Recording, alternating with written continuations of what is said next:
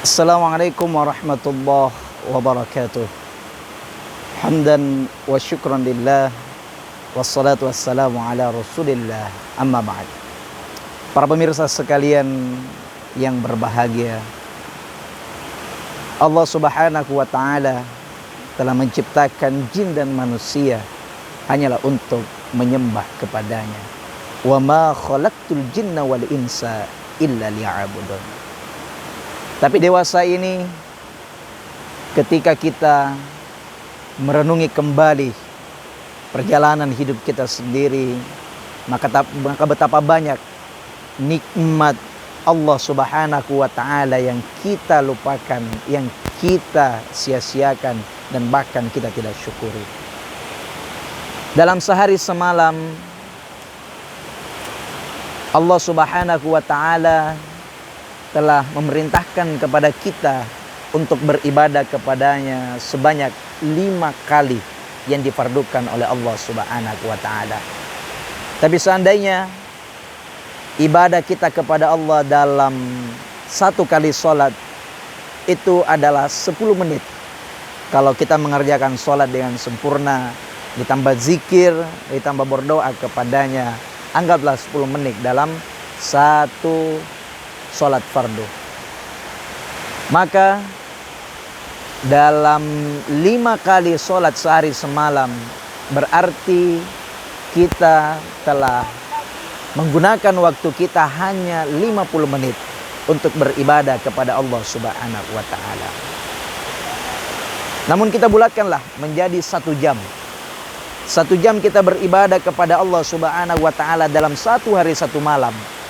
Maka ditambah dengan jumlah 1 tahun, 1 jam dikali 365 hari, maka menjadi 365 jam.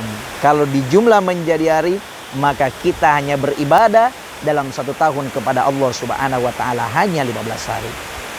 Kemudian waktu tidur kita menurut Hujjatul Islam Muhammad bin Muhammad Al-Ghazali, beliau mengatakan bahwa tidur yang paling efektif adalah tidur 8 jam sehari semalam.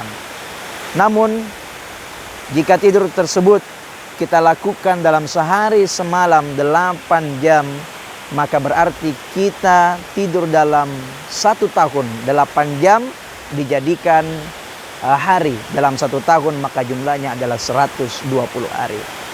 Para pemirsa sekalian yang budiman, maka jika kita hidup 60 tahun, maka tidur kita jika 8 jam dalam 1 hari, maka tidur kita dalam 60 tahun tersebut adalah 20 tahun, dan hidup kita hanyalah 40 tahun. Kemudian sisa dari waktu tersebut, waktu yang kita gunakan untuk sholat 5 waktu, waktu yang kita gunakan untuk tidur, sisanya kita gunakan untuk kegiatan-kegiatan yang lain. Maka betapa naibnya, wahai saudara-saudariku, kaum muslimin wal muslimat, para pemirsa sekalian yang budiman, jika kita tidak bersyukur atas nikmat yang diberikan Allah subhanahu wa ta'ala. Dalam suatu referensi kitab dijelaskan bahwa tanah yang diciptakan oleh Allah subhanahu wa ta'ala ini punya 3 sifat yang seharusnya juga dimiliki oleh kita sebagai manusia. Yang pertama, nakong ito mangkasar ka injo butaya ammalaki si pasakbara napakatunakale tapi andre nakule nitinay. Artinya bagaimana? Artinya adalah tanah yang diciptakan oleh Allah subhanahu wa ta'ala bisa kita fungsikan. Sama dengan manusia. Manusia, sahabat kita, kolega kita, teman-teman kita, itu mempunyai sifat seperti tanah, yaitu punya sifat sabar napakatunakale. Tapi jangan sampai kita kemudian mencelah mereka, jangan sampai kita kemudian menzalimi mereka, memfitnah mereka, menggunjing mereka. Karena kalau kita menggunjing mereka berarti kita lupa dengan asal kejadian kita, bahwa tanah manusia itu mempunyai sifat sabar napakatunakale. Yang kedua, tanah itu punya sifat nakana atau mangkasara ke labo ini pas sare-sare. Artinya dia dermawan. Dermawan. Kita menanam satu biji jagung di tanah, maka akan tumbuh menjadi satu batang jagung yang mempunyai ratusan, bahkan bisa jadi ribuan biji. Nah, begitulah manusia.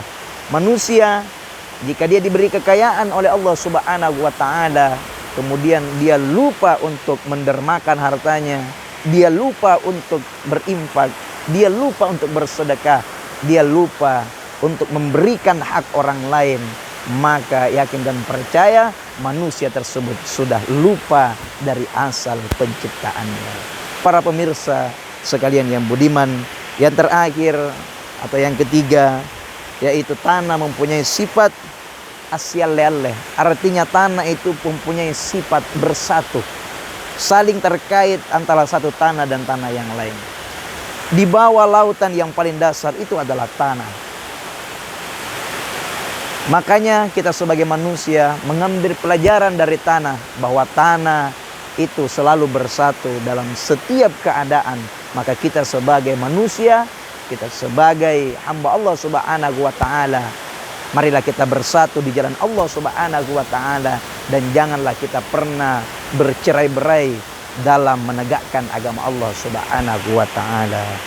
Nakana atau mangkasaraka abulo si batang parekate si kabace. Demikian, wabillahi taufiq wal hidayah. Assalamualaikum warahmatullahi wabarakatuh.